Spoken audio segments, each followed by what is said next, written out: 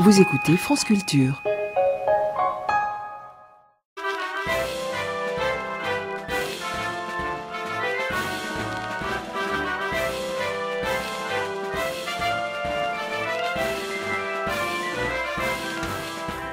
J'ai quelque chose à te raconter, Simone. Ce matin, ma fille aînée, qui est en Hippocagne, me dit « J'ai une dissertation de philosophie à faire pour dans 2 jours, j'aimerais bien que tu me donnes un petit coup de main. Le sujet, c'est « Faut-il des signes pour penser ?» Quoi? Ah ben, tu vois, c'est marrant. Nous devons avoir un peu la même structure mentale, toi et moi, Simone, parce que c'est exactement ce que j'ai répondu. J'ai répondu « Quoi ?» Alors, sans se décourager, ma fille a répété le libellé du problème « Faut-il des signes pour penser ?» À ce stade, je ne pouvais plus reculer, j'ai rassemblé toutes mes forces intellectuelles et j'ai dit textuellement des signes, mais dans quel sens des signes?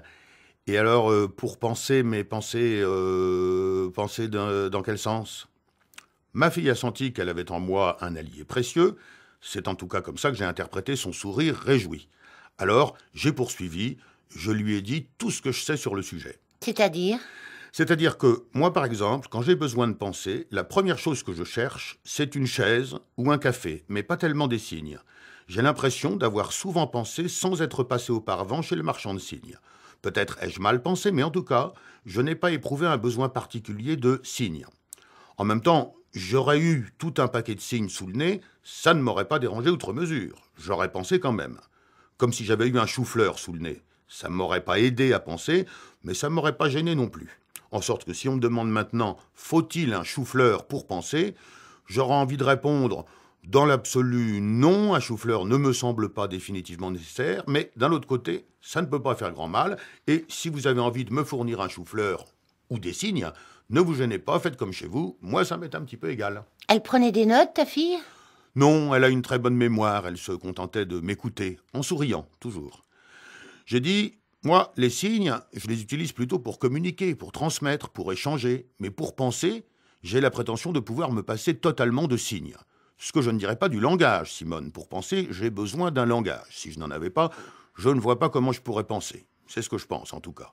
Un langage, des mots, ça me rend bien service à l'heure de penser. Si je n'en avais pas, je pourrais rêver à la rigueur, ressentir, bien sûr, mais penser, ce serait problématique. Je n'arrive pas à concevoir une pensée qui se passerait de mots.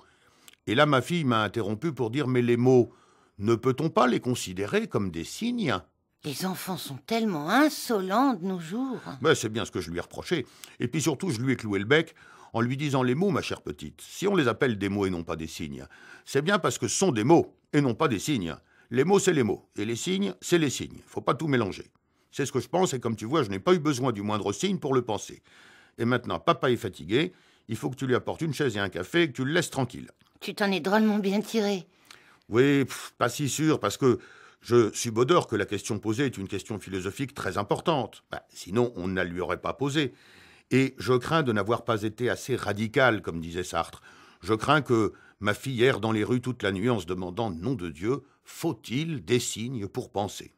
Encore faudrait-il savoir si Dieu existe. Mais voilà, c'est ce que je lui disais. On n'est pas sorti de l'auberge.